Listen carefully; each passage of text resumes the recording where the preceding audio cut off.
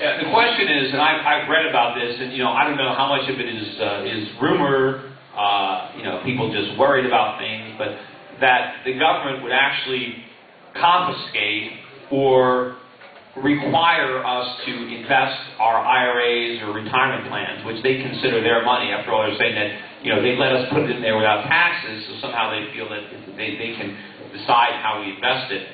To require that we invest the money in our IRAs in government bonds. After all, they'll say government bonds are safe. We can't risk our money in the stock market. Oh, it's too risky. We have to buy government bonds. Now, maybe they would do that. If the Chinese and Japanese stop buying, they have to figure out who's going to buy them. Maybe they can stuff them into our IRAs or our pensions. And if they were to require that, that would be a pretty bad thing. Again, it's totally unconstitutional for them to require that, but the Constitution has, never stood in their way before, so I don't think it's going to stand in their way now. But I hope that it's, that it's just rumors. And I think that there's enough, Wall Street does a lot of damage. They have a lot of connections, but I don't think that they would let that happen because, they don't want to force all of us, although they would make some commissions if we all had to sell our stocks and buy government bonds.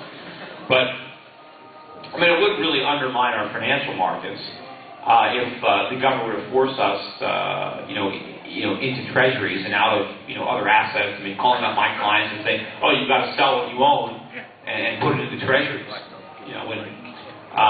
But I think that would be a disaster because those treasuries are not going to have any value.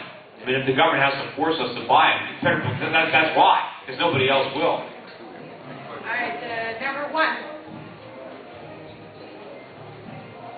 Well, one thing they might be able to do is try to tie Social Security in with your IRA or your pension and say, well, if you have as a way of means testing, saying, well, we're going to lump it all together, and so if you're getting benefits, if you're taking distributions out of your IRA or your pension, then that'll somehow diminish what you get from Social Security. That's another thing that they could do is try to look at the whole thing in its entirety, which would be a way of kind of aggregating it all together and try to means test Social Security. That could be another thing they could do with IRAs and pensions.